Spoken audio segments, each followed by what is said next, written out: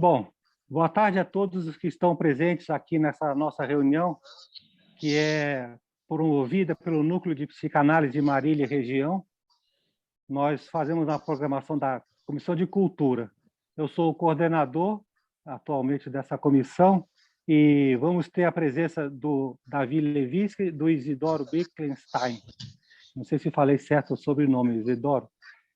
Queria fazer, então, as boas-vindas a vocês, agradecer, dar a palavra para a Cibele Brandão, que é a nossa presidente aqui do Núcleo, né?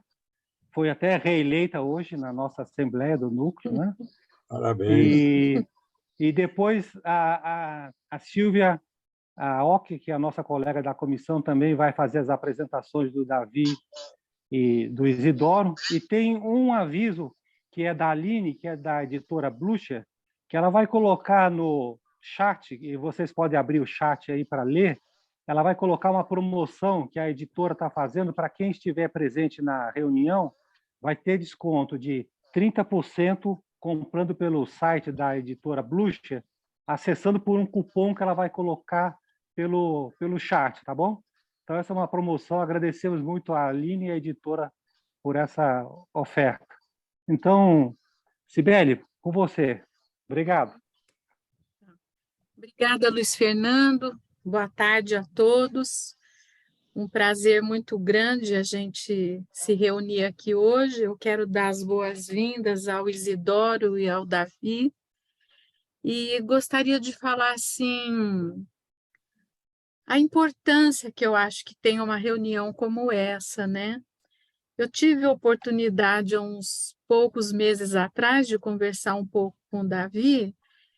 Eu li o livro dele assim, de uma vez só. Aquilo me tomou de uma tal forma, né? Porque eu acho que o Davi vai contando no livro dele de uma forma tão bem escrita, tão cativante, a gente pode entender esse testemunho dele por várias outras situações, né? E eu estava dizendo para ele, sou neta de imigrantes, né, italianos.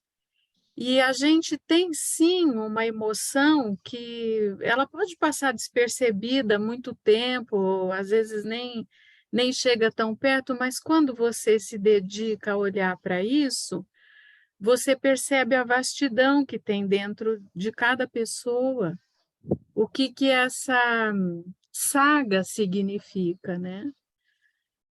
Depois, no decorrer da reunião, a gente pode falar mais algumas coisas, assim, como que é visitar o lugar de origem, né? Mesmo que não se diga nada, não, a hora que você põe os pés na cidade, vem alguma coisa, assim, de uma intensidade muito grande. E depois também eu pude assistir no YouTube uma reunião que vocês fizeram, né? E eu achei que complementou muito mais, foi muito interessante. Eu tenho me interessado por esse tema, sabe? Eu tenho visto o trabalho daquele analista de Israel, o Shmuel Ehrlich, né? Depois a gente também pode conversar um pouco. Eu imagino que vocês conheçam aquela reunião que ele tem feito de confronto, né, com analistas alemães e israelenses. Enfim, eu acho que tem muita coisa para a gente conversar. E, em nome do Núcleo, eu agradeço a presença de vocês aqui hoje e desejo uma ótima reunião para nós. Tomara que a gente aproveite bastante. Muito obrigada. Silvia, quer falar, Silvia, então? Sim. Bom, eu quero reiterar aí meus agradecimentos, né, a todos os presentes que sempre nos incentivam aqui com a Comissão de Cultura, nos motivam nesses projetos que nós trabalhamos, e quero agradecer também a parceria da Blucher, que foi muito atenciosa e fez uma parceria na divulgação do evento e nesse brinde que ela está dando a todos os participantes. Então, quem não adquiriu o livro ainda, pode adquirir agora com esse brinde que a Blucher está dando. Obrigada, Aline, em nome da Comissão de Cultura do Núcleo. Eu quero que você agradeça, então, a Blucher por toda a atenção que foi dada a nós nesse evento. E hoje nós estamos encerrando a programação de 2022 da Comissão de Cultura do Núcleo de Psicanálise de Marília e região, e estamos encerrando com a chave de ouro, né? Porque é de um modo muito especial. Quero agradecer aos queridos Davi Levitsky e Isidoro Blinkstein por terem aceitado o nosso convite, e nesse momento, então, eu vou apresentá-los. O Davi Levitsky é analista de data da Sociedade Brasileira de Psicanálise de São Paulo e da IPA, com especialização nas áreas da infância e da adolescência. PhD em História Social, foi diretor da Sociedade Brasileira de Psicanálise de São Paulo, editor da Revista Brasileira de Psicanálise da FEBRAPSE, idealizador, vice-presidente e coordenador do projeto social Abrace Seu Bairro, do Instituto São Paulo contra a Violência. É membro fundador da Associação Brasileira de Psicanálise de Casal e Família e da Associação Internacional de Psicanálise de Casal e Família. É assistente estrangeiro da Faculdade de Medicina Paris 5, autor dos livros Adolescência, Reflexões Psicanalíticas, Adolescência e Violência, volume 1, 2 e 3, Um Monge no Divã, e Entre Elos Perdidos, A Vida é Logo Ali, co-organizador do Dicionário de Psicanálise de Casal e Família e autor do livro que estamos lançando hoje, Meu Pai, um Desconhecido. E eu não poderia deixar de incluir que o Davi é esposo da minha querida amiga Ruth Blay Levitsky. Então, o Davi me mandou essa apresentação, que eu sei que está bem resumida, sintetizada por toda a caminhada, toda a experiência que o Davi tem e que nós vamos poder hoje usufruir.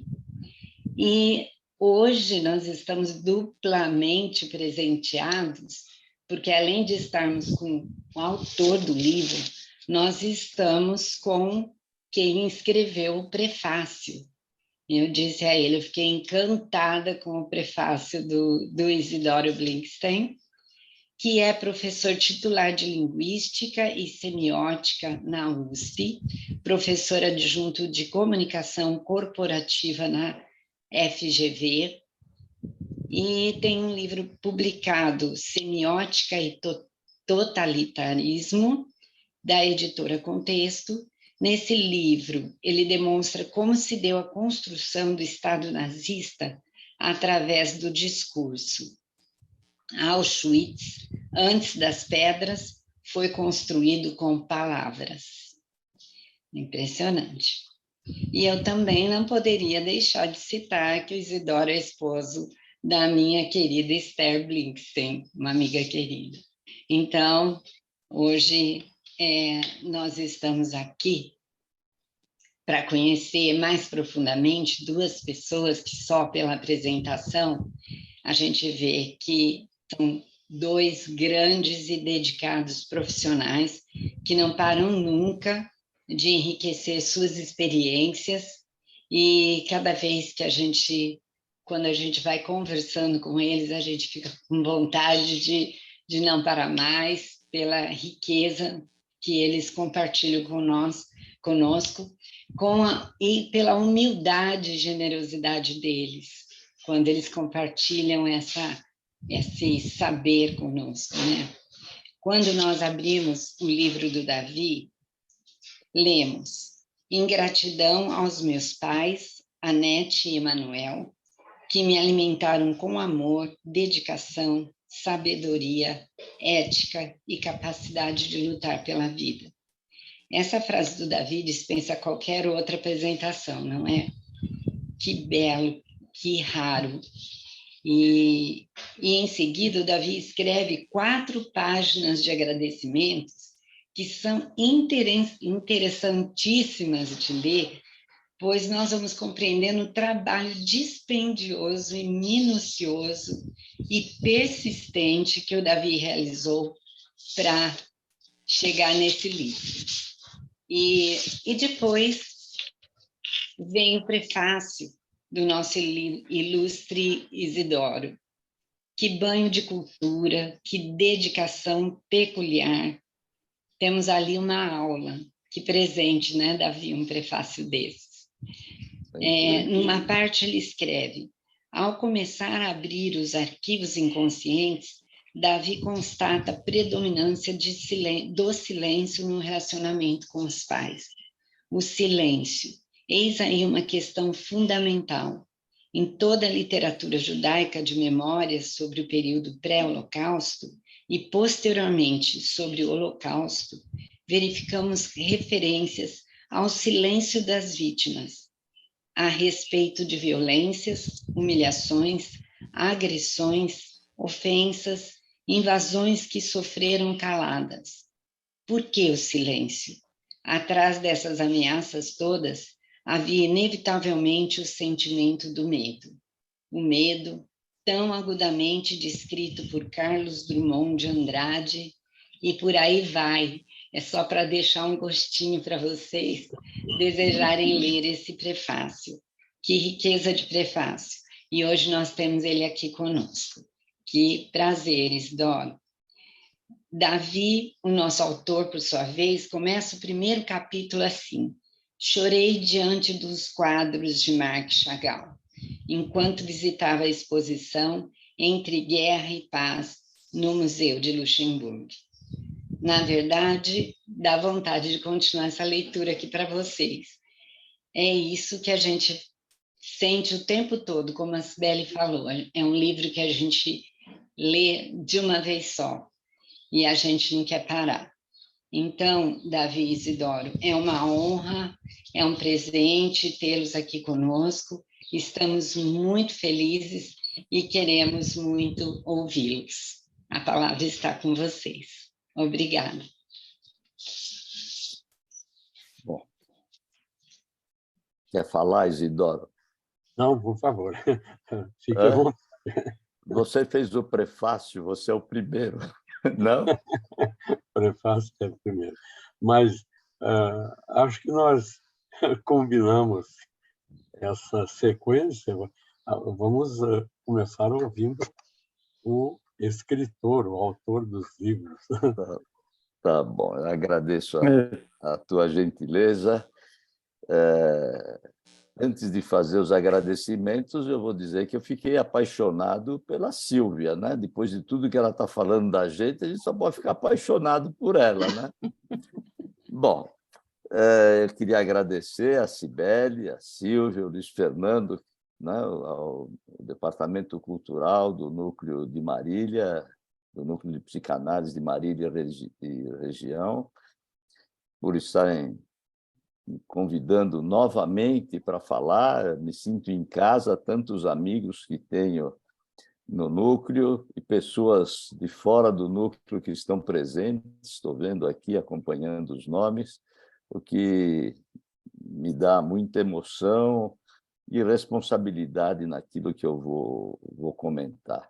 Então, muito obrigado mais uma vez pelo convite, que me honra muito, e é um prazer poder falar de uma obra que me mobilizou tanto e que vejo que tem uma repercussão bastante importante. Quando o nome do livro veio no final, né? Não começou Meu Pai, um Desconhecido. Depois que o livro estava escrito, é que eu me dei conta que eu estou escrevendo sobre um pai desconhecido. E me surpreende bastante quando eu vejo a repercussão que o livro está tendo, não só pelo aspecto literário, mas porque ele mobiliza nas pessoas muita coisa. Muita gente, talvez todos nós tenhamos um pai desconhecido, né? E isso é uma surpresa. Eu preferi escrever do pai porque a mãe é muito conhecida, independentemente da história de vida dela, que também eu coloquei de alguma maneira no texto, mas a história do pai é diferente, porque meu pai esteve muito pouco presente fisicamente na minha vida. Mais tarde, já adulto, ele estava bastante presente, esteve bastante presente, mas na infância eu tenho lembranças pontuais do meu contato com meu pai, que trabalhava demais. Ele trabalhava durante o dia na Companhia Telefônica Brasileira e, à noite, ele tinha uma oficina em casa, num quartinho de radiotécnico. Então, consertava rádios, fazia aparelhos de alta fidelidade, consertava a televisão, subia nos telhados para colocar antena de televisão. E, algumas vezes, já quando eu estava iniciando a adolescência, eu carregava com muito orgulho a mala dele, cheia de alicates, resistências, fusíveis e seletores, um monte de pecinhas que eu não sabia para que serviam, mas parecia algo muito importante carregar aquela maleta. Mas e a história de vida dele? Eu pouco sabia, né? Minha mãe tinha um comportamento de uma família judaica tradicional que veio de um shtetl, de uma pequena aldeia, né, no leste europeu, muito semelhante ao que eu tinha lido e visto num violinista no telhado, mas não sabia como teria sido a vida do meu pai, né? De que maneira foi a infância dele, qual era o nível social, né? Ele era uma pessoa que declamava poesias em russo, né? Tinha um conhecimento de literatura bastante significativo, se dedicava à filatelia e à história. Ele aprendeu muito história universal e história judaica através da filatelia, apesar de não ter feito um curso superior, né? Ele concluiu o equivalente ao ginásio, depois fez um curso técnico. Mas como foi a vida deles em Odessa, na Ucrânia, né? Como foi o período de guerra, de fome, de perseguição? Como eles viveram? Como foi a fuga deles, né? E como chegaram ao Brasil? E como se estabeleceram aqui? O meu avô, o pai do meu pai, era um farmacêutico, né? A minha avó, mãe do meu pai, tinha uma loja de sombrinhas de luxo, cigarreiras de prata, né? Mas como eles eram como judeus? Que tipo de vida eles tinham? Porque, para mim, todo mundo teria vindo dessa aldeia, desse shtetl, desse lugar onde a vaca, a galinha, né, o cabrito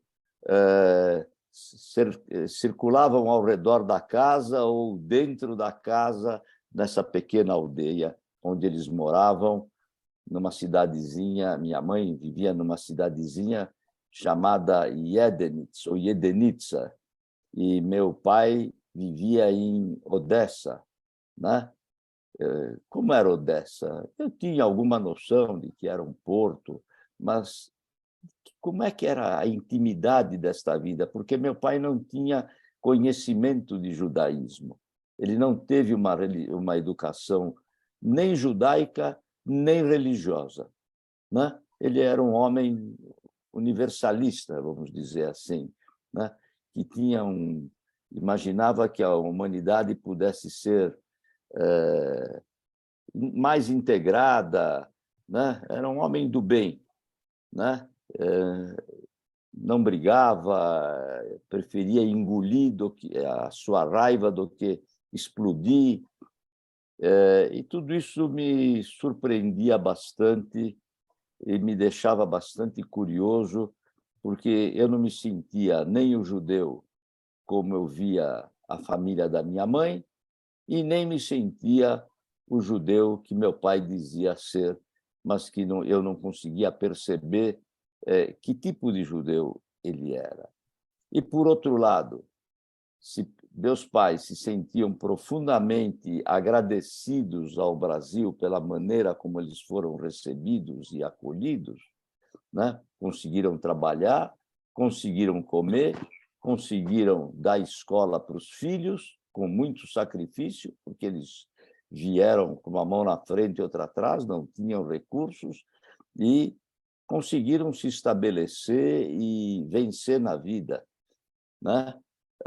Tinham alguma colaboração da comunidade judaica que os acolhia, a comunidade sempre foi muito receptiva para os seus pares, no sentido de estimular o trabalho, estimular a luta pela vida, e meus pais tinham isso bem presentes na maneira de lidar com a vida.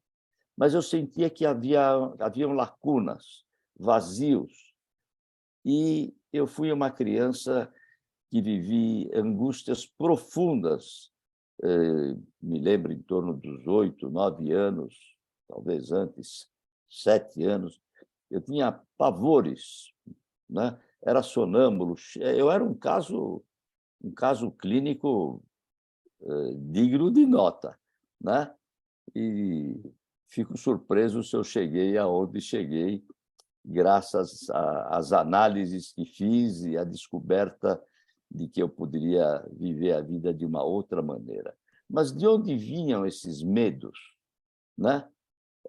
Os pais cuidavam, eram muito cuidadosos, não pode isso, mais minha mãe não pode isso, não pode aquilo, né? Minha mãe me enchia de medos, né? Dos perigos. Mas quando você começa a estudar o passado da vida deles, as sucessivas perseguições, a falta de emprego, a falta de trabalho, a ameaça, não ter comida em casa, e a Europa passava por uma situação desse tipo, a gente começa a compreender melhor, né, de que alguma coisa foi transmitida inconscientemente dos perigos de viver, né? A vida é perigosa.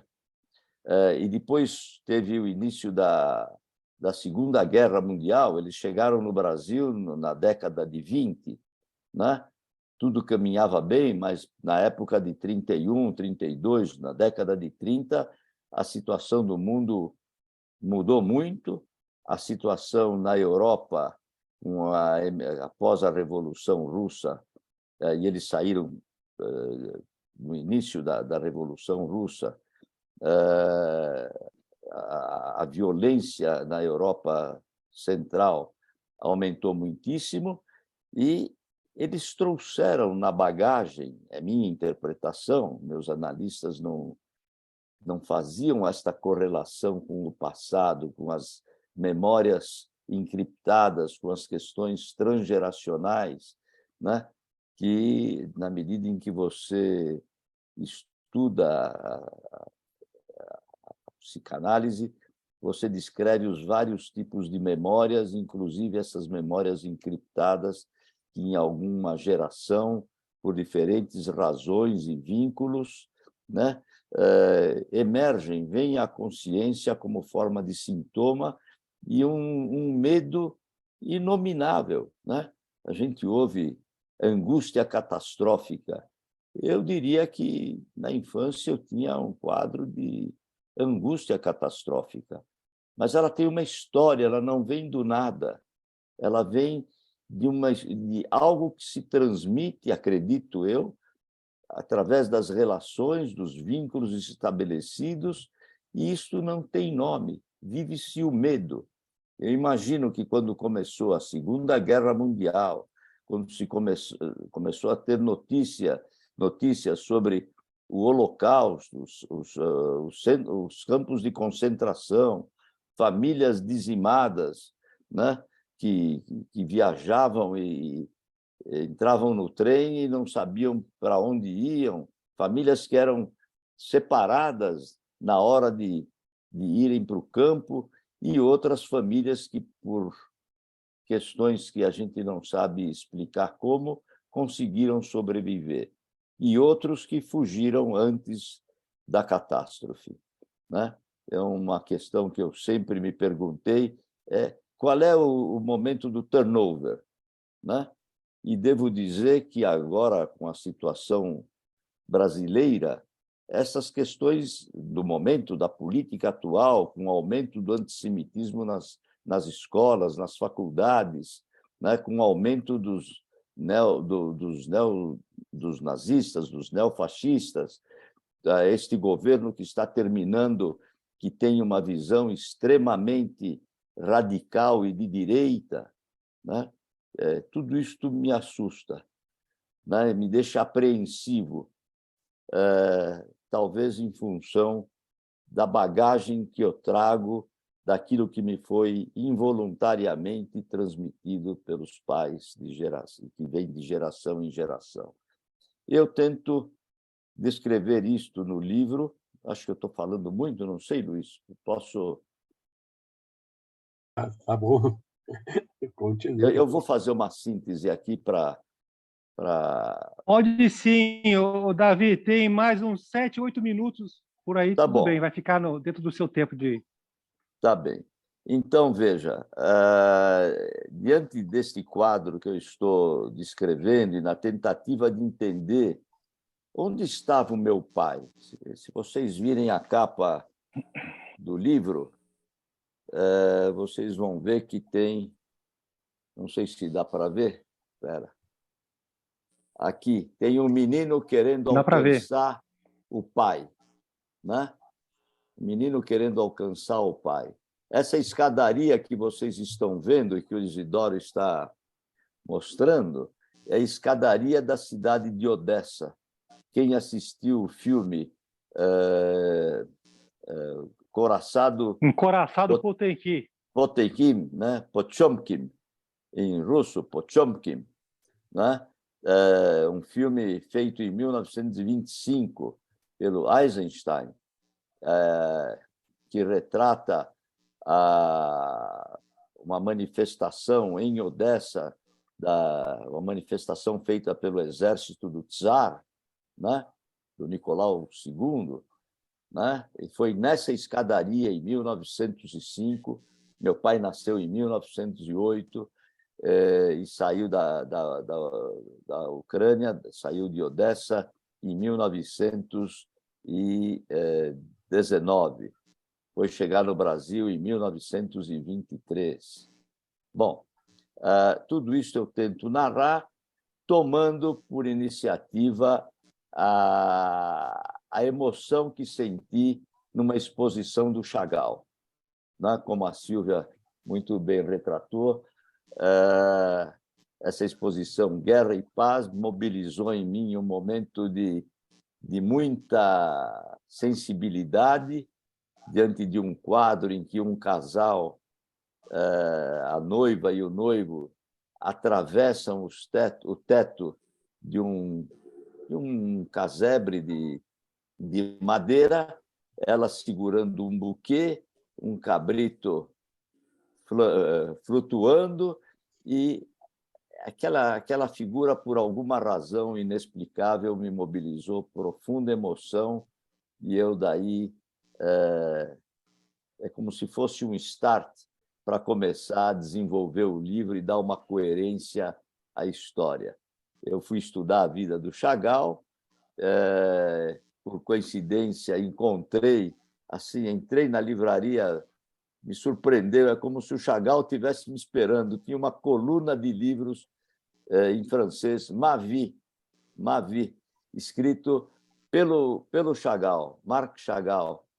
Eu não precisei nem pedir para o para o livreiro onde é que tem algum livro sobre a vida do Chagall. Ele estava lá me esperando e aquilo foi um impacto extraordinário que mobilizou uma série de associações fantasiosas, algumas com base na realidade, e que me levou a investigar a história da Ucrânia, de Odessa, para tentar entender em que ambiente meu pai vivia, como era aquilo, porque ele não falava nada.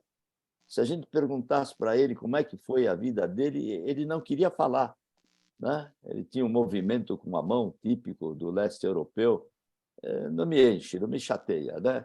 Faz assim com a mão e entrava num canto, sentava lá numa cadeira, na poltrona dele, e aquilo mobilizava nele alguma coisa estranha de uma introspecção e um afastamento, provavelmente com muita dor das lembranças que ele tinha.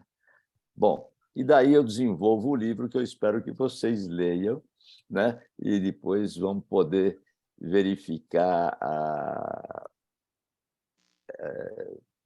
como aquilo tudo foi se desenrolando, a pesquisa histórica que foi feita e que culmina com uma visita que eu faço à cidade de Odessa antes da guerra. Tudo isso começou antes desta guerra atual com a Rússia, né? E uma visita que fiz à cidade com meu irmão e meu filho.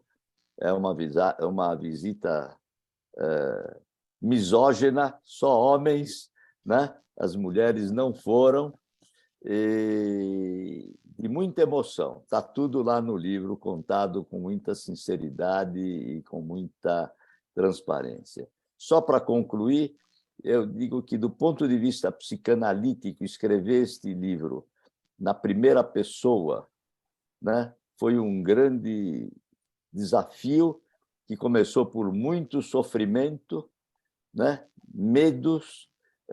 O que significa um analista se expor? É uma questão que eu sempre coloco, né? Quais são as repercussões? Eu ainda não tive tempo para ver se a minha clínica vai acabar ou não com tudo aquilo que está revelado, porque o paciente talvez crie uma imagem idealizada do analista até que ele chegue à realidade de quem é, que o analista não passa de alguém igualzinho a ele, né? Só que já foi analisado em algum momento, e isso facilita a percepção dos fenômenos que estão ali em questão.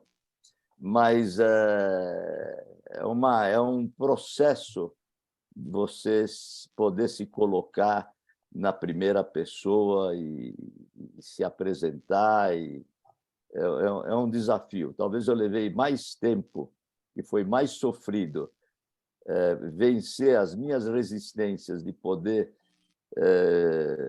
ver que, no fundo, são sentimentos, são pensamentos. Ninguém morre por causa disto, né? Por mais incômodo que ele seja. Bom, eu vou interromper por aqui, mas eu não queria deixar de falar mais um minutinho do prazer que eu tenho de ter o Isidoro comigo nesta noite, no meu livro. Em algumas noites da minha vida que eu já passei com o Isidoro, eu preciso colocar bem a ideia, né, Isidoro? Senão pode gerar confusão. O Isidoro escreveu um livro extraordinário chamado Técnicas de Comunicação Escrita, né? Esse livrinho, ó, fininho, é uma preciosidade, né? Tem, no mínimo, 23 edições e mais não sei quantas reimpressões. Eu presto aqui, além da minha gratidão, uma homenagem ao Isidoro pela simplicidade com que ele coloca coisas tão profundas da escrita, como é difícil a gente se comunicar, e ele dá uma série de ideias para a gente tornar o nosso texto mais claro, mais compreensível, mais viável.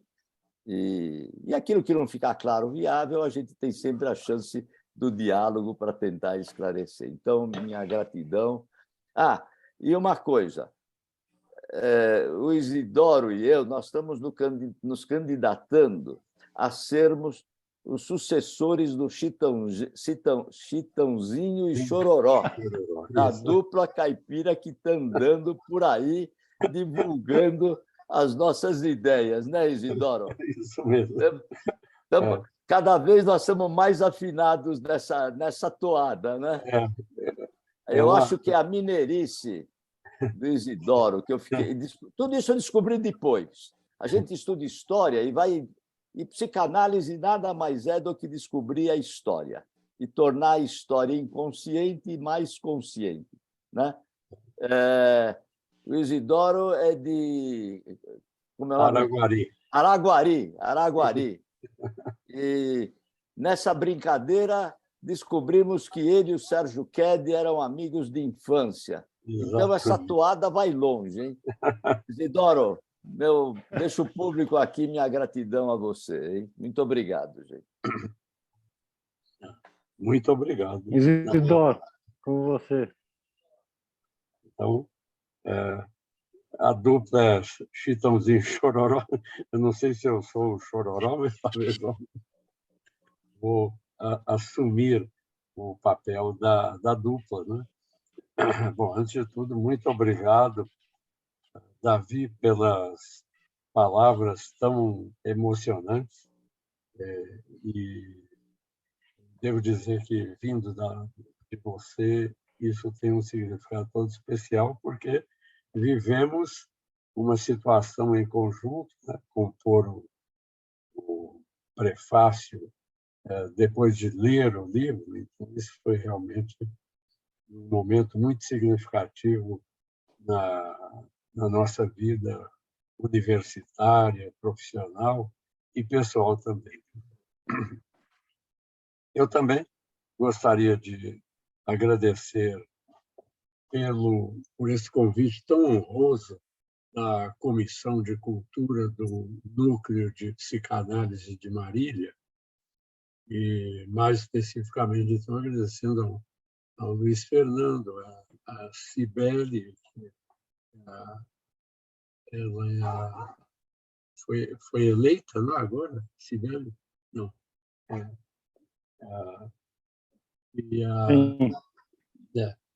Isso. E a Silvia, que me deu toda a assistência necessária para preparar o material e poder participar desse evento. Muito obrigado também ao Davi por ter me incluído nesse evento. Eu gostaria de dizer, para começar, que o ponto de interrogação que fecha o título do livro do Davi,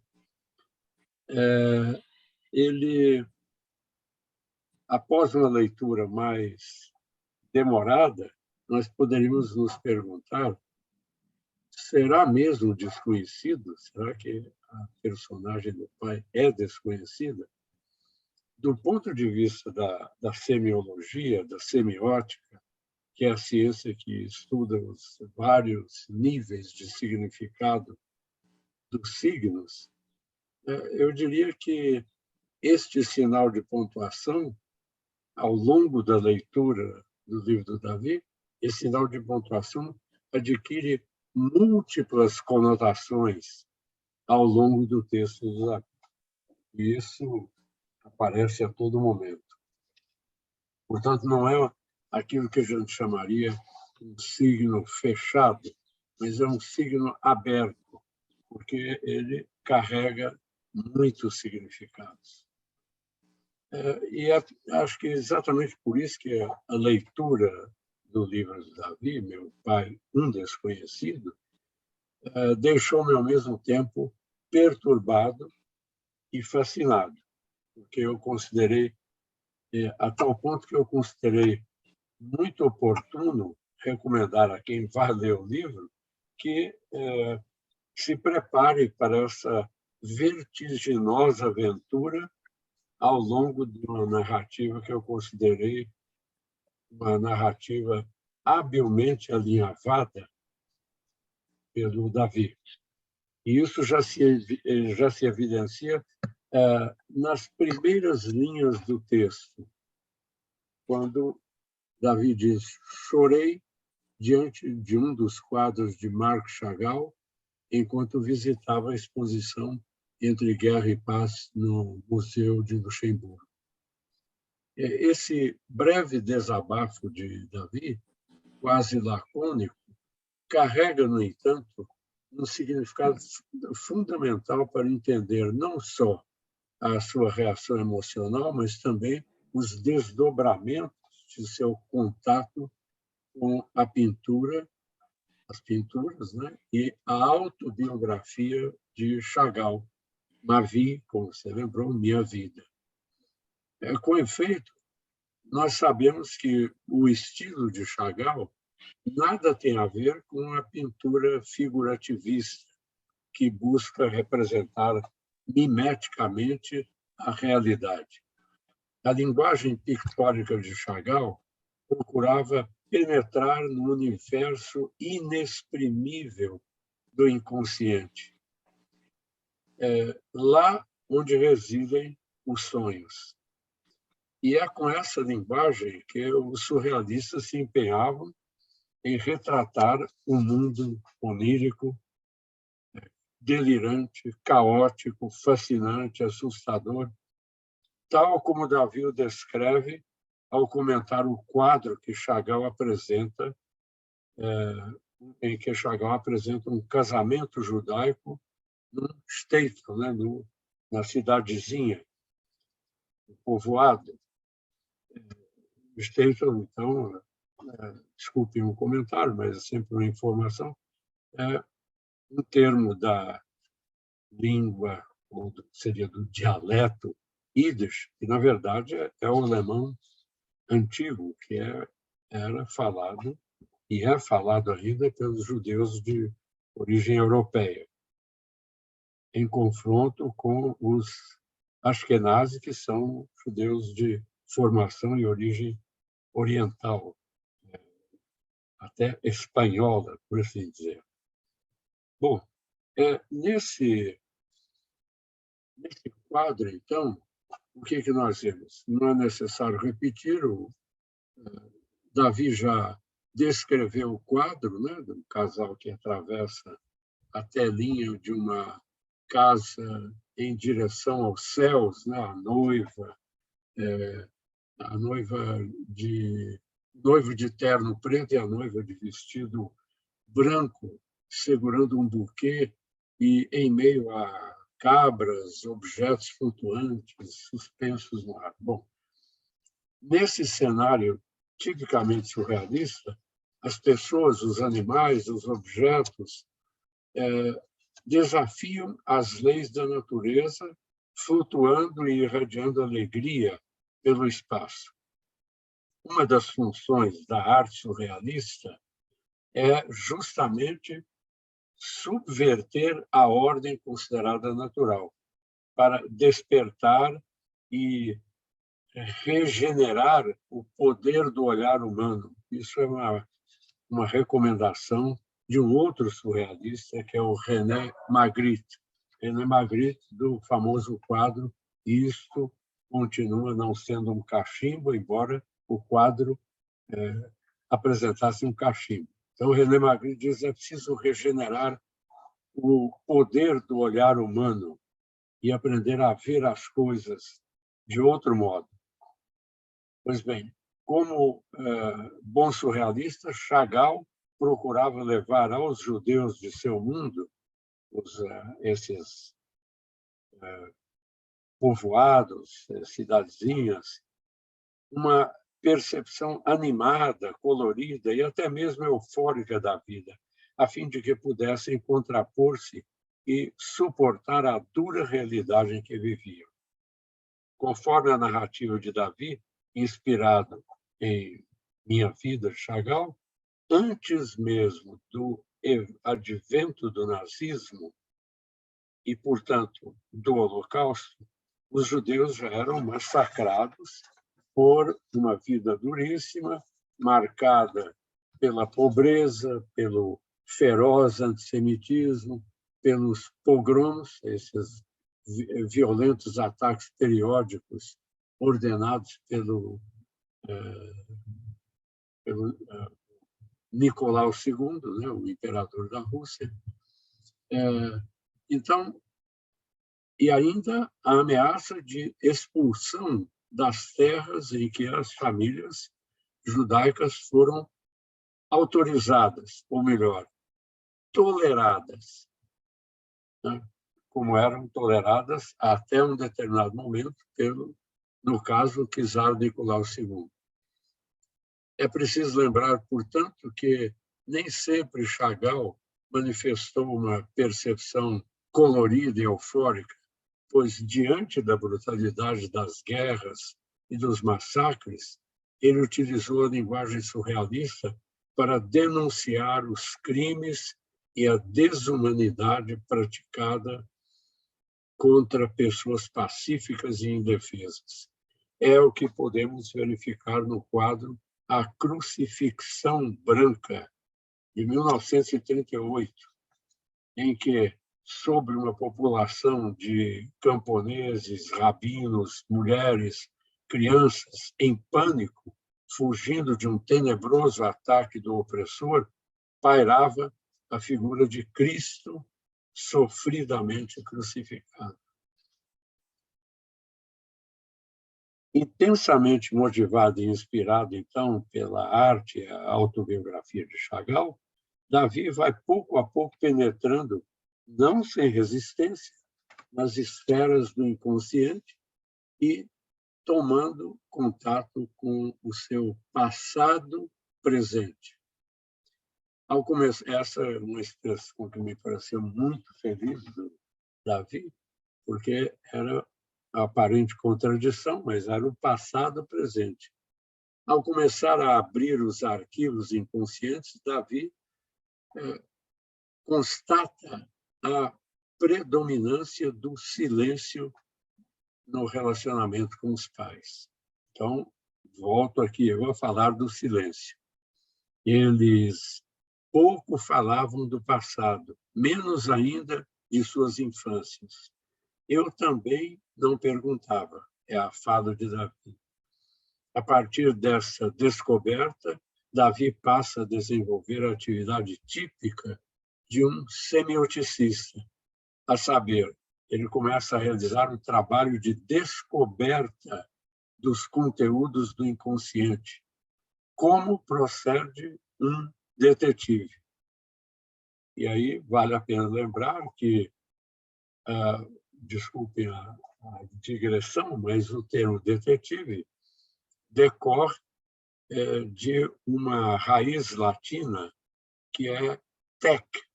Tec, essa raiz latina, significa cobrir. Descobrir, né? Então, é como se fosse destampar aquele segredo retido. Então, o semioticista, o psicanalista e o detetive trabalham com destampar esse inconsciente para revelar o que há por detrás. Não é?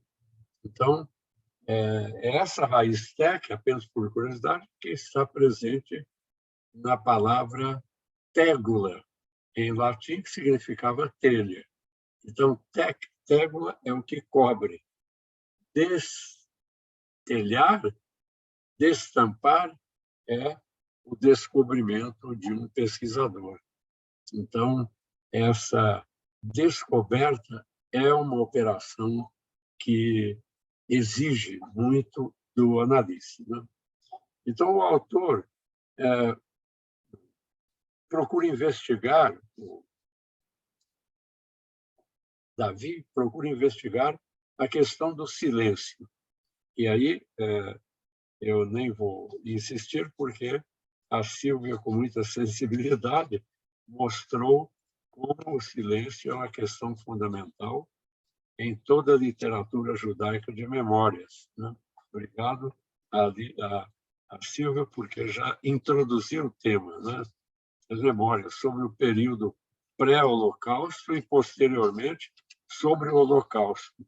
Verificamos referências ao silêncio das vítimas a despeito das violências, humilhações, agressões, ofensas, invasões dos pogroms, que essas pessoas sofriam caladas. Por que o silêncio?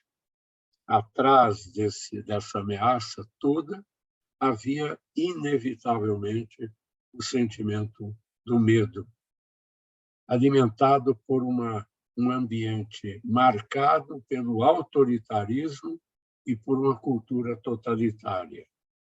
Curiosamente, nós podemos presenciar atualmente aqui no Brasil cenas de muito medo, medo de ser alvejado por um tiro, medo de ser agredido, porque aí é o uso da violência para obter o medo e do medo o silêncio. Típico de todo e qualquer regime totalitário. Inspirado, então, em Chagall, na autobiografia, e disposto a investigar as raízes do silêncio e do medo, Davi vai em busca da história, da geografia, da cultura de sua família, produzindo amplamente em Odessa, cidade de seu pai, e nos Shtetl, por exemplo, em Edinet, ou Yednes, cidade da sua mãe, além de descrever a vida dos judeus imigrantes que buscaram terras e lugares onde fosse possível viver com dignidade. Então, o Brasil foi, evidentemente, uma terra, um país procurado por muitos desses imigrantes.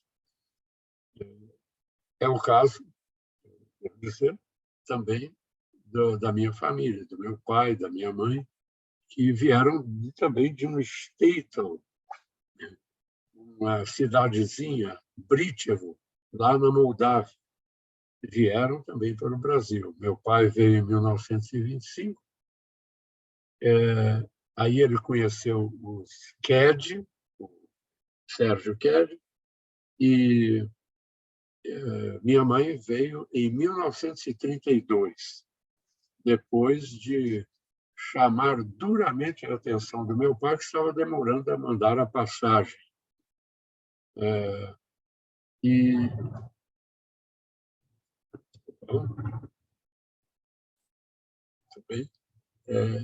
E ao chegar ao Brasil, minha mãe fez, como era inevitável na época, a viagem de navio, passando por Bruxelas, onde ela foi visitar a sua irmã, que estava ali quase que escondida. Depois tomou um navio para o Brasil. E o navio aportou em Salvador, na Bahia. Minha mãe foi ao convés, olhar a paisagem e caiu desmaiada. Teve um choque, porque na plataforma andava um rapaz negro, e era a primeira vez que minha mãe via negros. Então, ela ficou muito assustada. Depois ela foi se acostumando. Mas isso para dar uma ideia do que representava essa aventura de sair de Britevo, atravessar a Europa e depois ir de navio até o Brasil. E, para termos uma ideia da permanência do preconceito em relação aos judeus e as dificuldades e sofrimentos nessa migração, valeria citar uma pergunta feita para a família de Davi em Lviv, porque na caminhada na viagem para a América, houve muitas paradas e muitas dificuldades não só para a família de Davi, mas todos os migrantes que vinham de regiões tão longínquas. Então, eles pararam em Lwów, na Polônia, depois foram migrando para outras regiões até conseguir a viagem para o Brasil. Mas alguém interpelou a família de Davi perguntando: por que você quis vir para Lwów, na Polônia, se o ambiente para os judeus é tão ruim ou pior do que em Rovno? Então, nós vemos que essa perseguição, essas dificuldades vão caminhando junto com os migrantes. Isso, para ainda entender o silêncio dos pais, Davi procura em autores como Sholem Aleichem, Isaac Babel ou Vladimir Jabotinsky, procura referências a esse medo. Mas, além de escritores citados, contudo, é a narrativa profundamente humana e genuína, emblemática de Minha Vida, de Chagall, que acaba servindo de guia para Davi descobrir situações similares ou diferentes na sua família. Na verdade, o silêncio, a carência de diálogo, enfim, a falta de comunicação sobre a história de vida, os problemas, as dificuldades enfrentadas pelos judeus, tem constituído tema recorrente não só para Davi, mas também para outros romancistas, bem como filósofos, teatrólogos, cineastas, artistas, de um modo geral. Trata-se, aliás, de um tema que interessa a todos aqueles que se preocupam com a dominação totalitária, a relação entre opressores e oprimidos, o sofrimento dos desprotegidos e indefesos. A fecundidade desse tema tem desencadeado toda uma intertextualidade, conceito proposto pelo linguista russo Mikhail Bakhtin. Viveu de 1895 a 1975. Segundo Bakhtin, a intertextualidade é o fenômeno pelo qual se estabelece um diálogo entre um texto com um ou mais outros textos que podem ser verbais, não verbais ou até mistos. Assim, ao citar trechos de Minha Vida, Davi constrói uma relação intertextual entre o seu próprio texto e o de Chagall. O resultado dessa construção intertextual é a valorização do conteúdo de ambos os textos. É o caso do filme Fiddler on the Roof, um violinista no telhado, dirigido por Norman Jewish, e baseado no conto Tevi e suas filhas, de Sholem Aleichem. A relação intertextual promove o conhecimento do conto, a revelação do universo e da cultura judaica dos estados, das cidadezinhas, e também permite o conhecimento de obras ligadas ao teatro, ao cinema, etc. Isidoro, desculpa só interromper um pouco, é por causa do tempo. Então, se você for possível encerrar de algum jeito, porque senão a gente vai ficar sem nenhum tempo para a gente poder conversar com vocês. Eu já estou terminando aqui. Obrigado. Já estou concluindo. Obrigado. Muito obrigado pelo aviso. Então,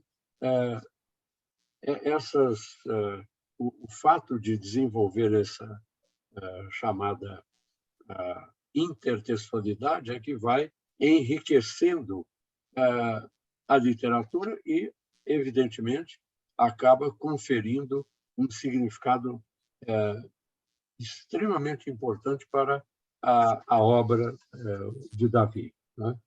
Então, gostaria de terminar fazendo uma observação,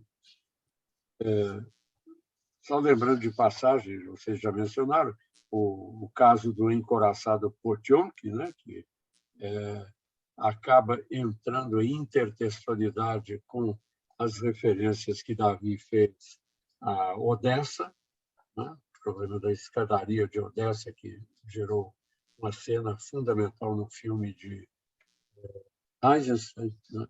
Bom, então,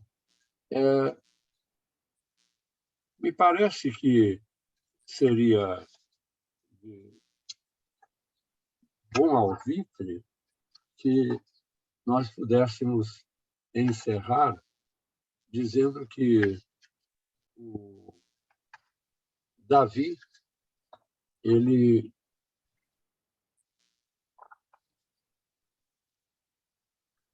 empenhou-se em, além de tentar conhecer o próprio pai, nós podemos nos perguntar se nas conclusões, será que o pai continua um desconhecido? Eu diria que não. Eu explico porque Davi realizou um belo e corajoso trabalho de pesquisa, reflexões, autocrítica, minuciosa descrição da cultura e da história familiar. Considero, então, o livro uma preciosa contribuição para os estudos linguísticos sobre competência comunicativa. E, com efeito, Davi demonstrou como a comunicação pode destravar as correntes que aprisionam as palavras e torna possível estabelecer as relações entre pessoas, apesar de reconhecer as barreiras com o pai. Porque, apesar desses momentos marcantes no encontro com meu pai, eu sentia não haver intimidade, não existir certa cumplicidade entre nós. Mas, por outro lado, Davi empenhou-se em conhecer-se a si mesmo para superar seus entraves e compreender seu pai.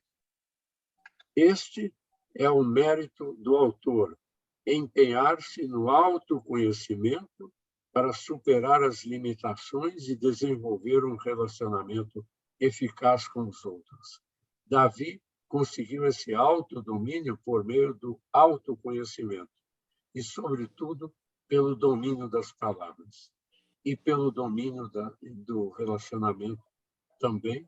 Davi pôde alcançar um relacionamento harmonioso com seus semelhantes, como aconteceu no retorno a Odessa, com a sua família, ao ler emocionado a carinhosa carta do filho Ricardo. Esse entrelaçamento mostra que Saint-Exupéry tinha bem razão quando definiu o ser humano. O ser humano é simplesmente um nó de relações. Obrigado.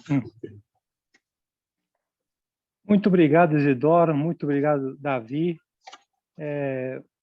Está aberta a nossa conversa. Eu também vou me inscrever depois mais para frente, mas está aberta a nossa conversa. Podem colocar no chat aí quem quiser participar, para a gente aproveitar o nosso tempo ainda aqui hoje com os nossos comentaristas, apresentadores. Então é isso.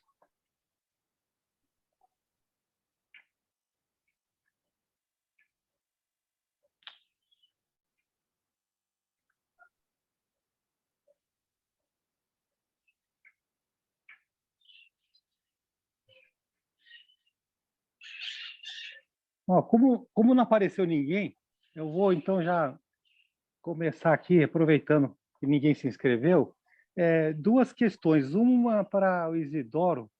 O Isidoro falou que o nazismo começou antes com as palavras, né? E realmente a gente no Brasil, foi citado várias vezes no momento que a gente está político, a luta pelo discurso, né? Pelo discurso, né? E eu lembrei de uma passagem do Bion, que é um psicanalista inglês, não sei se o Isidoro conhece, o Wilfred Bion, que ele participou da Primeira Guerra e da Segunda Guerra.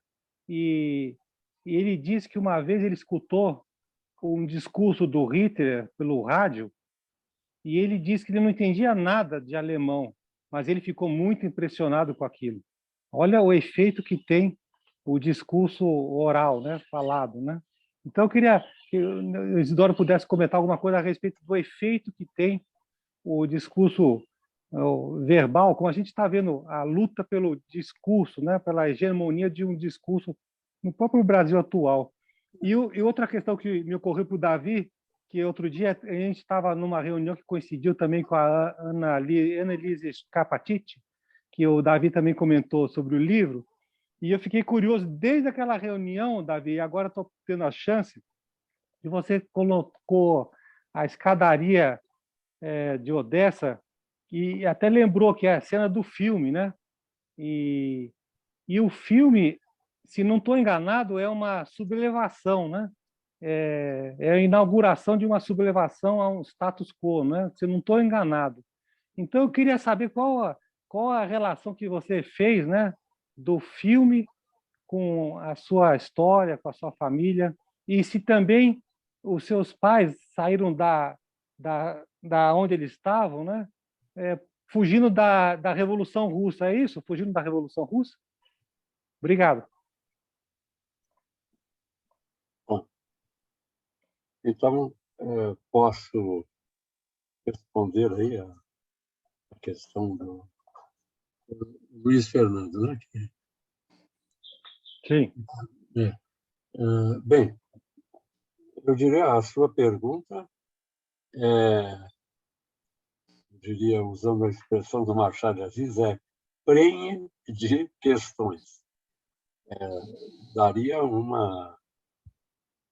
na verdade, uma verdadeira seminário a respeito. Mas eu vou procurar abreviar, lembrando o seguinte, eu gostaria de citar o autor que insistiu muito no papel, na função do discurso, que é um autor de origem, ele é um judeu que fazia parte de uma colônia judaica na Síria, em Alepo, viveu em Alepo, e depois, devido à perseguição, ele então foi para a França e lá ele desenvolveu a sua carreira como linguista.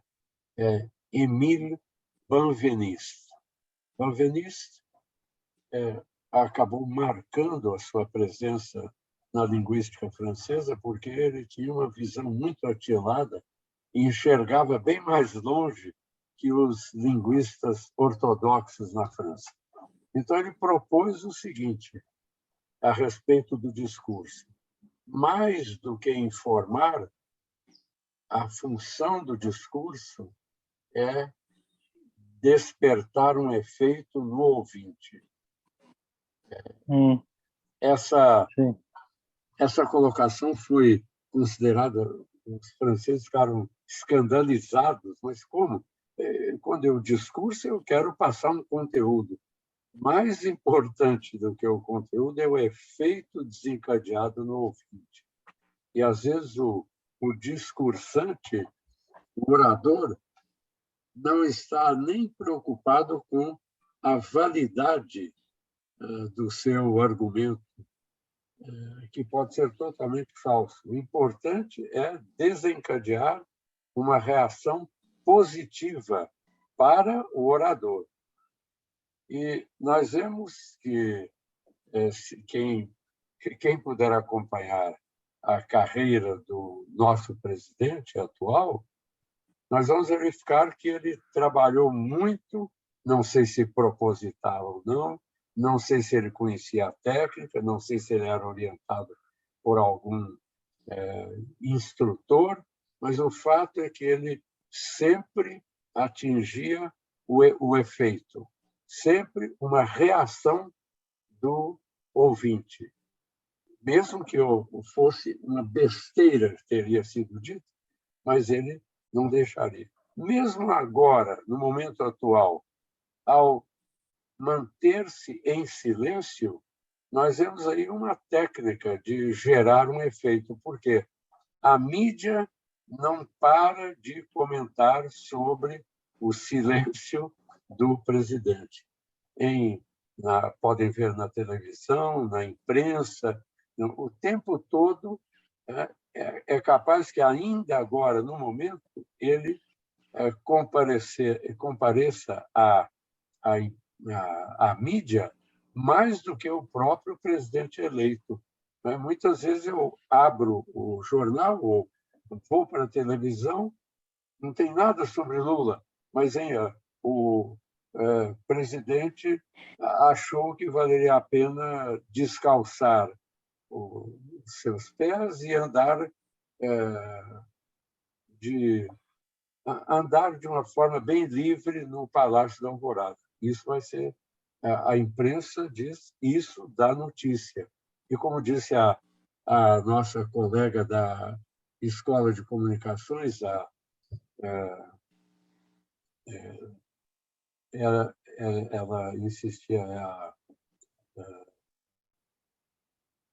o nome escapa agora, mas vou me lembrar. Ela produziu um livro chamado Notícia, Produto à Venda. Sem desmerecer o trabalho dos nossos jornalistas, eu devo dizer que, frequentemente, põe-se de lado a verdade do discurso para atingir um efeito positivo para o orador no ouvinte. Ótimo, Isidoro. Bem, então falo eu agora, né, Luiz? Respondendo a sua questão, por que da escadaria? A escadaria, primeiro, ela fica a uns 400 metros do apartamento onde meu pai nasceu.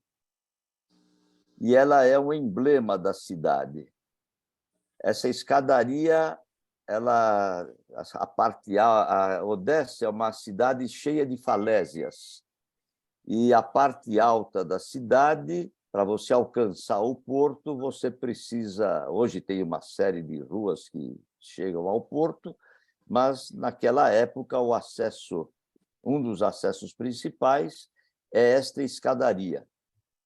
E essa escadaria é onde meu pai brincava na infância, né? E onde foi... Ele nasceu em 1908, mas 3 anos antes, como já me referi, foi aí que o Eisenstein... Ninguém sabe se, de fato, houve um massacre na escadaria do jeito que ela foi descrita. Também pode ser uma ficção do diretor. Porém, nesta época, 1905, houve uma rebelião da comunidade ucraniana de Odessa, né? Que não era Ucrânia, era Império Russo, né? Fazia parte do Império Russo, e o pessoal se manifestou contra, porque os marinheiros não tinham comida, não tinham armamento, estavam na miséria, né? Então, este coraçado Potemkin, ele começou a bombardear a cidade como uma manifestação de rebeldia, né? E aí o exército russo, a cavalaria russa veio às ruas e pisoteou quem estava pela frente. Bom, eu queria, de alguma maneira, reproduzir alguma coisa significativa da cidade e da infância do meu pai, né? E eu suspeito que, assim como eu tentava na infância alcançar meu pai, que talvez meu pai também quisesse, de alguma maneira, alcançar o pai dele, que era uma pessoa que trabalhava demais e vivia o tempo todo cuidando da farmácia e fazendo lá o que precisava. E também tenho uma fantasia de que meu pai tinha pouco relacionamento com o pai dele. Não que fosse uma pessoa ausente, mas o mundo dos adultos não se comunicava muito com o mundo das crianças, principalmente os homens. Minha avó era mais próxima do meu tio do que do meu pai. Então, eu acho que quando conversei com o artista que montou esta capa, né, discutimos muito o que seria icônico. Seriam os quadros do Chagall, né? Houve um primeiro ensaio em que ele buscou uma série de quadros do Chagall e o menino olhando os quadros, né? Reproduzindo um pouco o primeiro capítulo do livro em que eu me emociono diante do quadro. Mas aí me pareceu que era uma imagem muito... eram muitas imagens e aquilo podia ficar confuso. E aí optei por esta da escadaria, porque ela é muito icônica. Essa escadaria dá muito próxima do... Todos nós já ouvimos nos últimos meses, né? O Museu de Ópera da cidade de Odessa, que não é longe dessa escadaria, deve estar a uns 100, 150 metros. E ali, atualmente, na guerra atual, ela está toda cercada diante do risco de... Aquilo é uma obra de arte. Já havia o museu, o teatro de ópera já foi reconstruído, ele pegou fogo. Há uma série de detalhes históricos que eu não tenho como desenvolver agora, mas no livro eu procuro correlacionar a história com a época. Na verdade, a maneira como eu procurei escrever o livro é como se eu estivesse vivendo naquele momento e não contando sobre aquele momento, né? Essa técnica eu extraí do meu trabalho de defesa de tese em História, onde eu apresentei um monge no divã, um monge que viveu no século XII. E eu, para poder entender se havia uma adolescência no século XII, não era contar o que se passava no século XII, no século XI. Eu procurei me transportar para o século XI. É uma atividade um pouco difícil e ilusória, né? Mas como na tentativa do artista, quem sabe a gente se permite delirar e imaginar que está no século XI. Então, não sei se respondo à tua questão, mas sim. a escadaria tem um outro dado. Essa escadaria ela dá na frente do Palácio da Catarina a Grande, né? Onde tem uma praça e a estátua da Catarina. E eu cheguei a visitar um apartamento no prédio onde meu pai nasceu, né? São 6 apartamentos, um destes 6 ele nasceu. E conseguimos entrar num apartamento, eu conto a aventura de conseguir entrar no apartamento, e dali pode-se ver o Palácio da Catarina. E este Palácio da Catarina tem uma evolução histórica bastante trágica, porque quando ocorreu a Revolução Comunista bolchevique, né, em que o Stalin acabou tomando o poder, todas as atividades terroristas, a inteligência da polícia secreta do Império Russo se passava nesse palácio, né?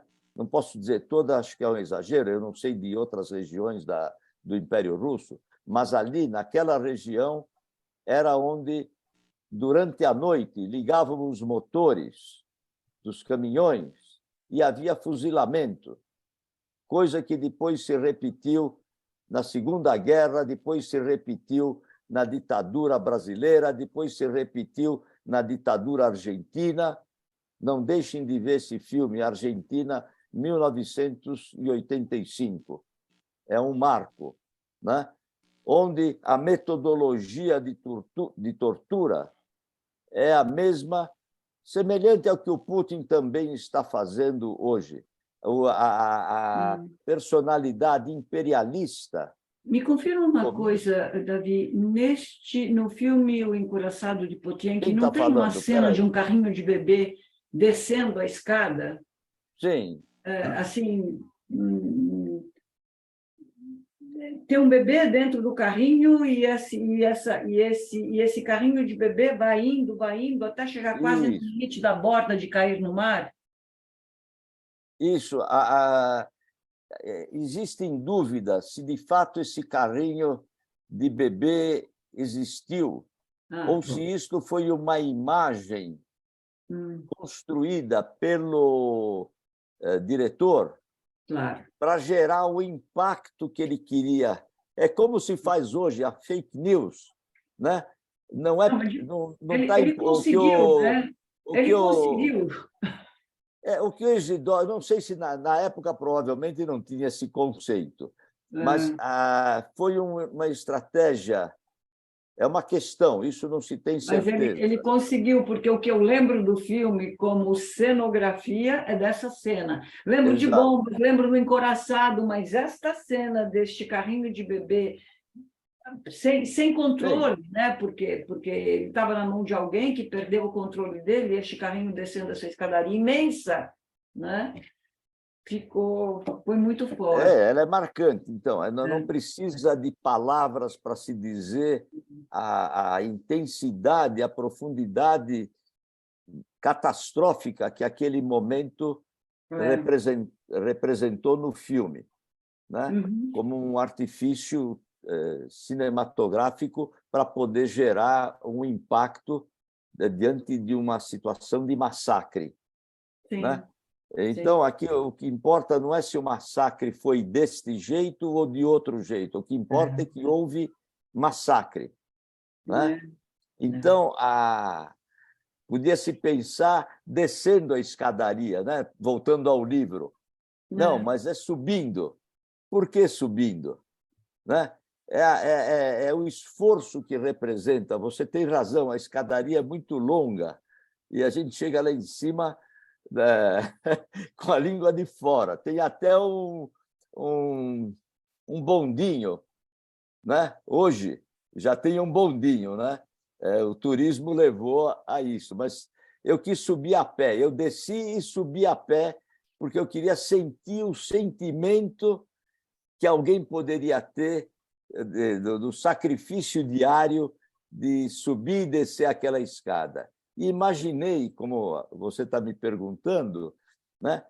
Se tivesse havido um massacre ali, o desespero de ver aquele carrinho rolando, né? E a mãe impotente diante... Essa é a sensação.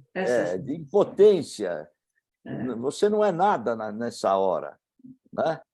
E eu tenho a impressão que, de alguma maneira, a mão do menino querendo alcançar o pai também é uma sensação de impotência, ou de uma figura idealizada, ou de alguém que trabalhava para caramba o dia inteiro, né, dia e noite, e não podia dar, eles tinham que sobreviver de alguma forma. Né? E eu só pude compreender isto, quem sabe hoje, né? Ao escrever o livro, ao poder prestar esta homenagem a ele, resgatar internamente meu elo de amizade, de respeito ao meu pai, né? Que não me pegou no colo, não tenho lembrança. E quando perguntei isto para ele, por que você não me pegava no colo? Porque eu tinha medo de te quebrar, né? Eu não sabia como segurar uma criança.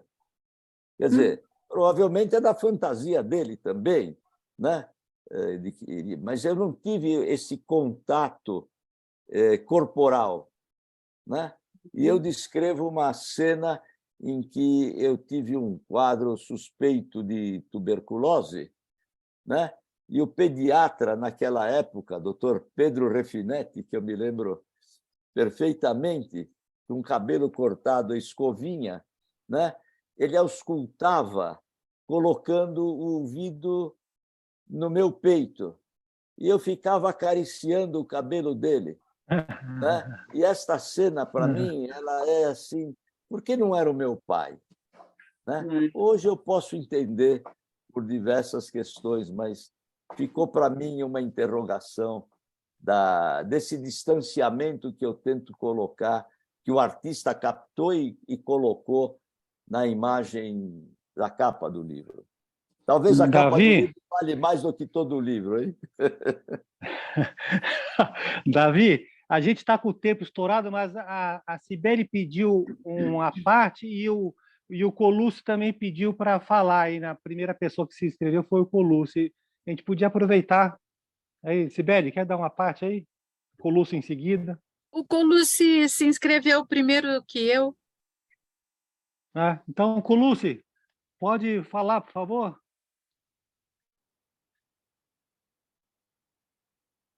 Colucci? Ele avisou que, por causa do horário, ele teria que sair. Ah, que pena. Uhum. Ah, Ele aguardou, então, mas ele Cibele, aguardou um tempo. Uhum. O meu comentário é breve, eu queria falar rapidamente sobre um aspecto da escrita do Davi que eu fiquei assim impressionada, né?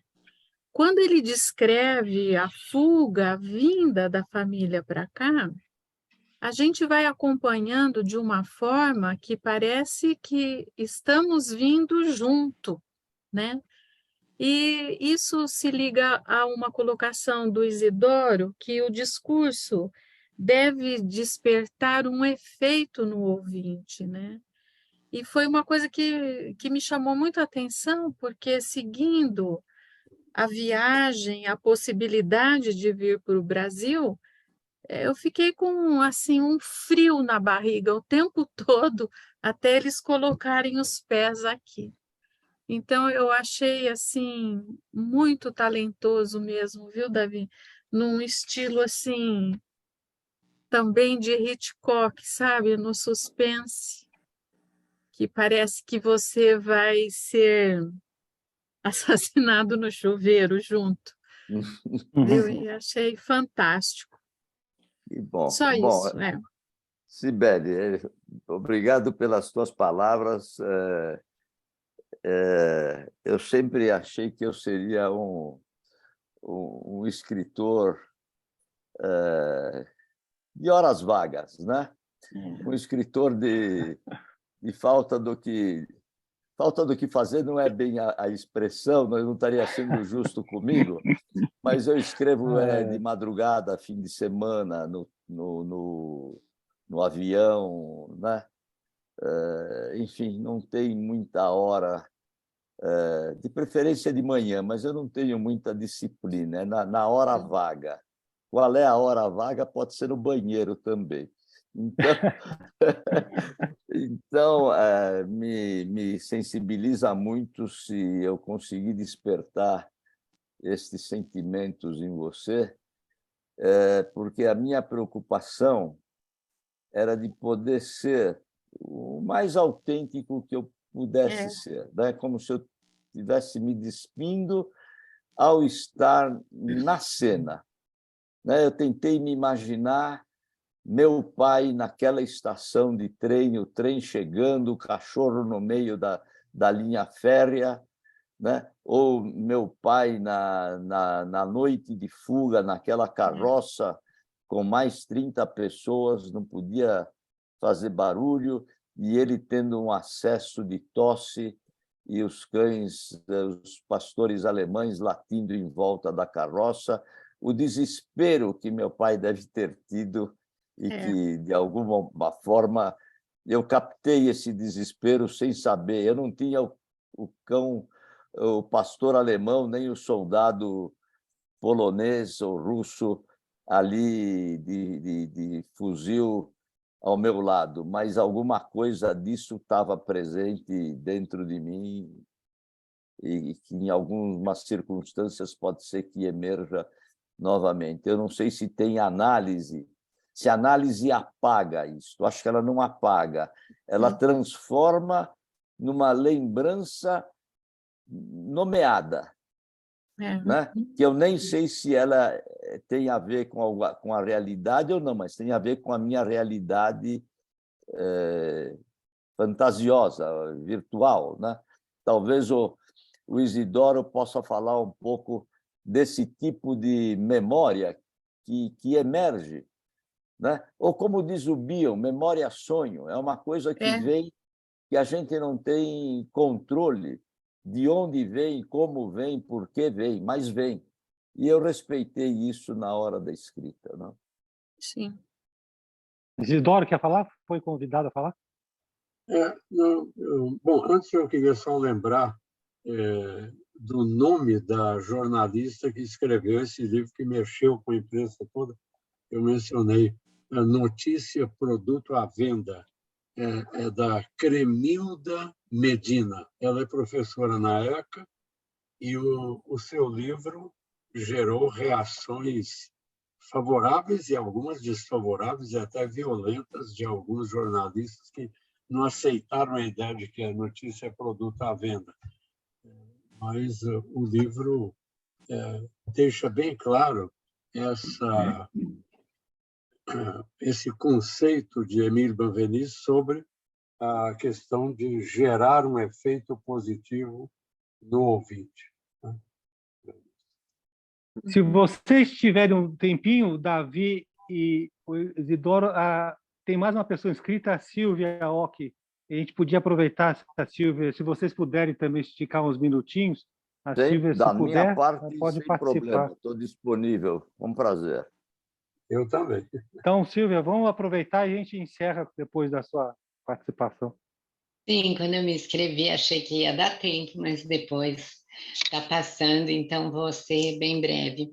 Eu sinto assim, desde o primeiro momento que eu tomei contato com a proposta desse livro, eu achei o Davi de uma coragem imensa, como ele mesmo falou, né? De não só por ser um psicanalista, né? Mas qualquer um de nós que tope esse desafio de buscar a origem, buscar a história, fazer essa pesquisa, né?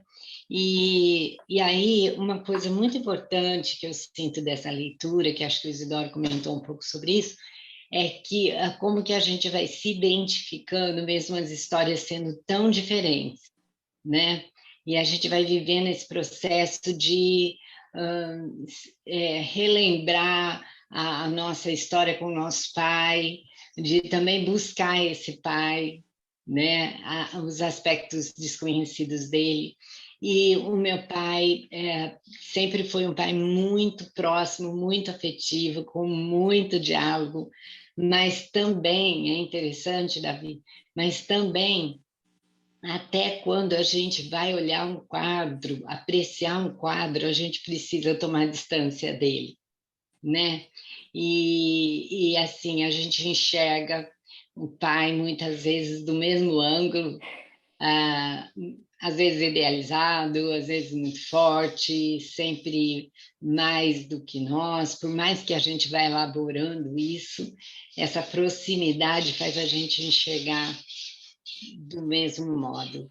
E foi numa experiência do câncer dele, que ele foi fazer quimioterapia, e era eu quem o acompanhava toda semana, e foi nessas sessões que eram muito estressantes, e que eu pensei assim, nossa, que difícil ficar esse horário aqui com ele, né? Era um momento de dor, de sofrimento, e aí me veio a ideia de que eu poderia conhecê-lo melhor, em aspectos que eu ainda não conhecia.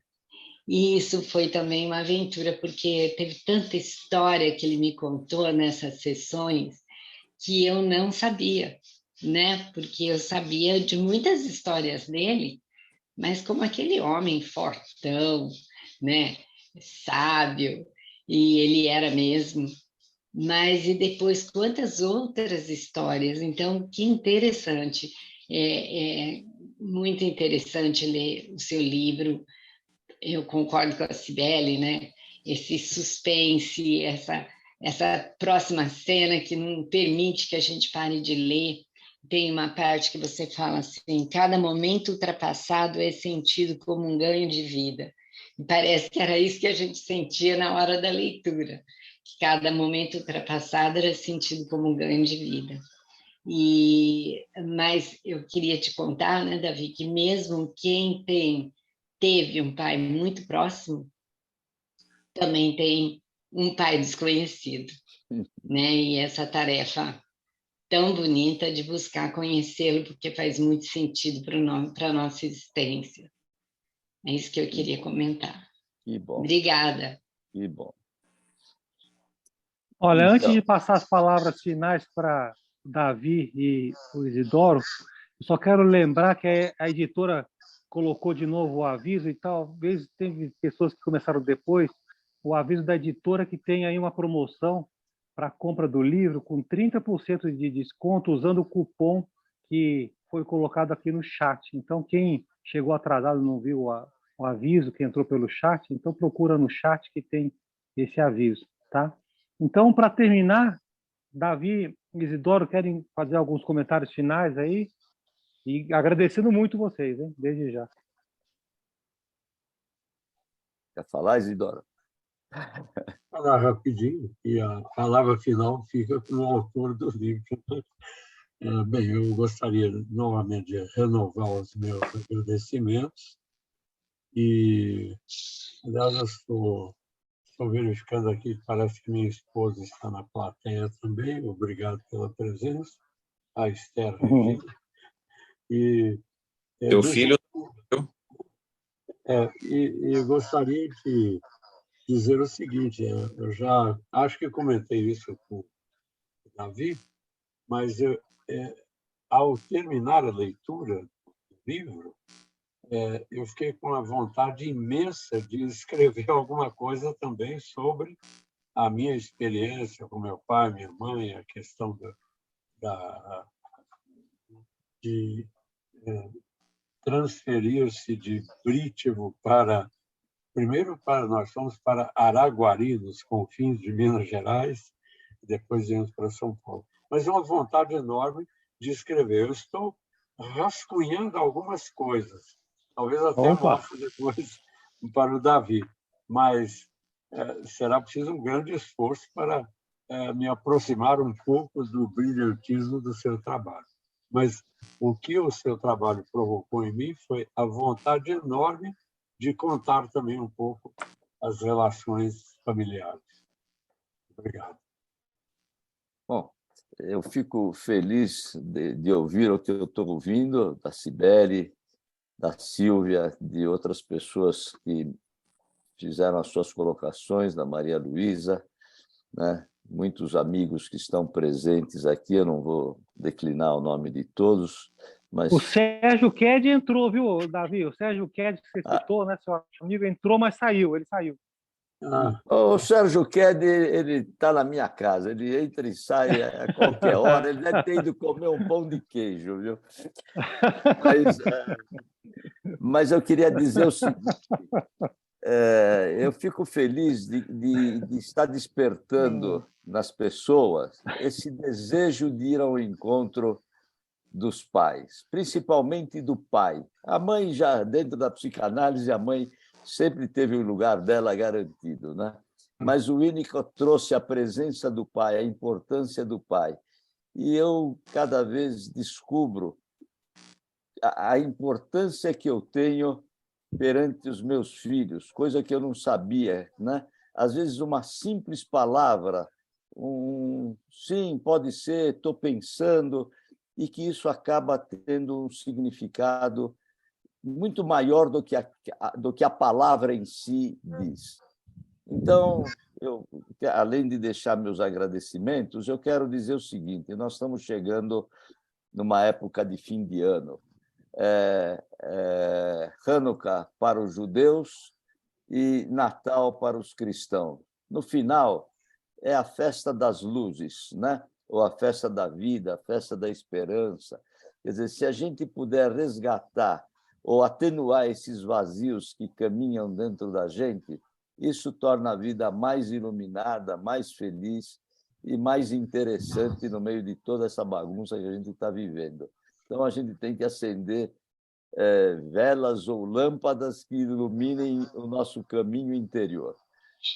Quer seja através do Pai, ou seja lá do jeito que for, que cada um procure o seu caminho e encontre a sua luz. É o meu desejo e o meu agradecimento ao Núcleo de Psicanálise de Marília e Região, a Cibele, parabéns por esse ânimo de enfrentar mais uma temporada. Cibele, não é sopa esse desempenho. A Silvia, o Luiz Fernando, amigo de longa data, todos muito queridos. Então, muito obrigado. Ana Patrícia, que eu estou vendo, estou esperando o seu... Como é que chama? Esqueci a palavra. Você está esperando o serviço que você me deu, né? Como é? Vai sair ou não vai sair? Vai sair. É que eu estou me preparando. Aí, cada vez que eu escuto mais uma conversa sobre o livro, mais inspirada eu fico e mais apavorada de dar conta da tarefa. Estou tentando fazer uma resenha do livro para a gente publicar na ID, um convite maravilhoso que o Davi me fez, mas que eu fico arrepiando de medo. Isidoro, Araguari te mandou um beijo, Isidoro. Muito obrigado. Deixa eu fazer uma divulgação. O próximo número da revista AIDE terá o nome Guerra e Paz. Quem sabe inspirado na exposição do Chagall e no momento que nós estamos vivendo de guerra e paz, né? Então, eu pretendo escrever um texto nesse número e vou ter muita alegria se você puder, Ana Patrícia, puder trazer a sua impressão. Estaremos lá. Ótimo, que bom. Então, muito obrigado a todos. Sibeli, quer comentar, Sibeli, para terminar a reunião? Só queria deixar aqui um abraço a todos, o nosso muito obrigada ao Isidoro, ao Davi, a você, viu, Luiz Fernando, pelas reuniões tão ricas que você tem feito, e um abraço para a Silvia também, que acompanha, né, toda essa trajetória. E só dizer muito obrigada, um ótimo final de ano para todos. E que o ano que vem a gente continue juntos, assim, nessas reuniões tão férteis, viu? Muito obrigada. Muito obrigada em nome do Núcleo. Que bom. Tá? Nós vamos ter depois a gravação. Podemos ter acesso à gravação? A gravação em seguida. Eu mando para você. Logo na segunda e terça, o nosso técnico já prepara e você pode receber. Muito obrigado. Eu mando para você. Abraço. Obrigado pela oportunidade mais uma vez. Obrigado. Muito obrigado. Tchau. Obrigado, Isidoro. Beijo para a Esther. Esther. Tchau. Muito bom. Muito obrigado. Acabou minha bateria.